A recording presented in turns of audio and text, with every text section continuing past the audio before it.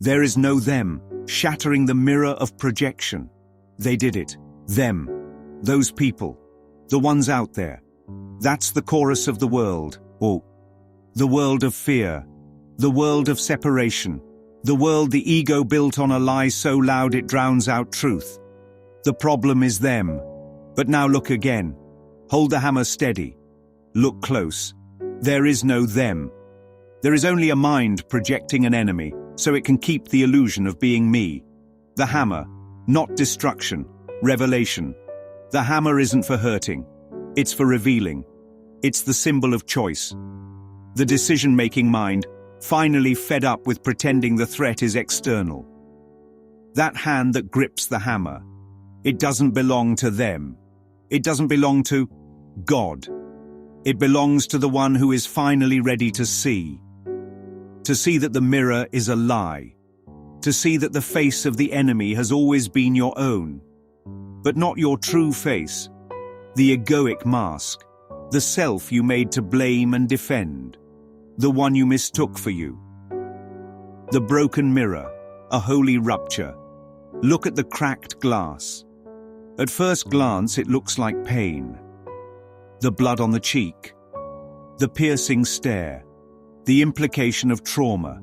But look deeper. It's not pain. It's the rupture of illusion. It's the collapse of separation.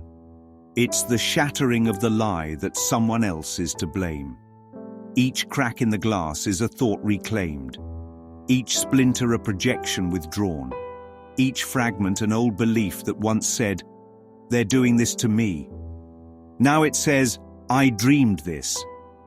Them is a cloak for disowned thought. The ego loves the term them because it's so beautifully vague. It doesn't require specifics. It doesn't ask for evidence. It just evokes a shadow and points to the fog.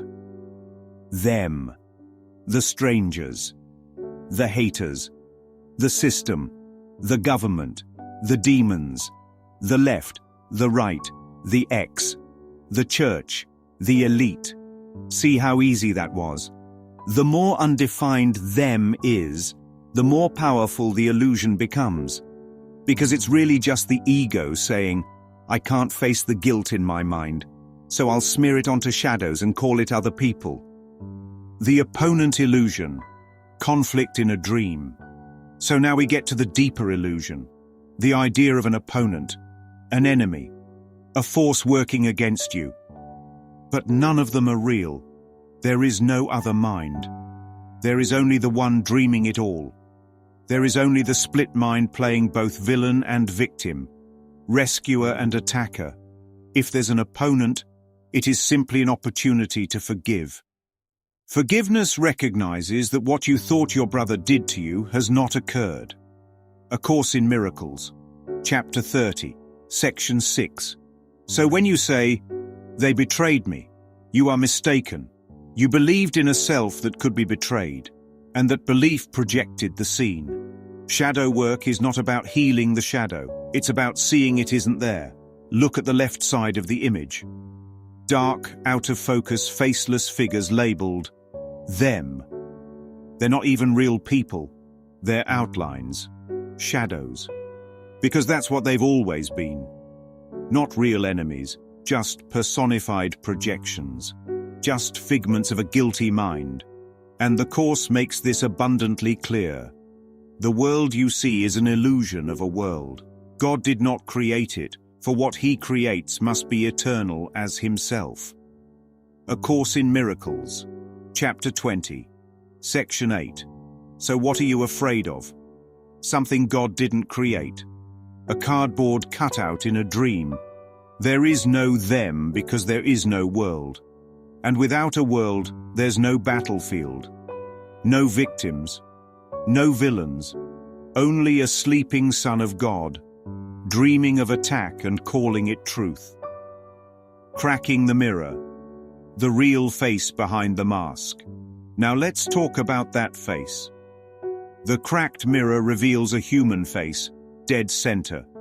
Not them, not the enemy, but a self. The self we think we are. The self that suffers. The self that bleeds.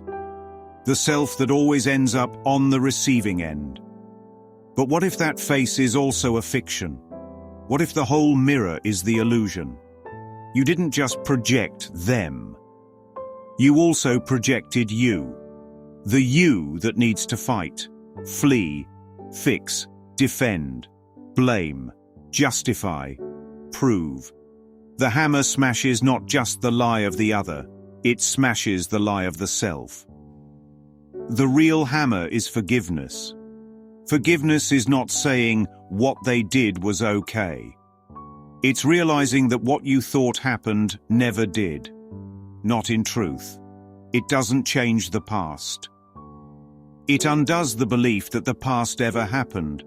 It says, I will no longer use my brother as a scapegoat for a self I made in error. It takes the hammer to the mirror, not out of hate, but out of love. There never was a them. There was only me, and once the mirror is shattered, once the enemy is no more, once the illusion of them dissolves in the light, what remains? Not shame, not guilt, not punishment, just peace. Just an unshakable truth echoing through eternity. There is no world. This is the central thought the Course attempts to teach. A Course in Miracles. Chapter 27. Section 8. Now go ahead. Swing the hammer.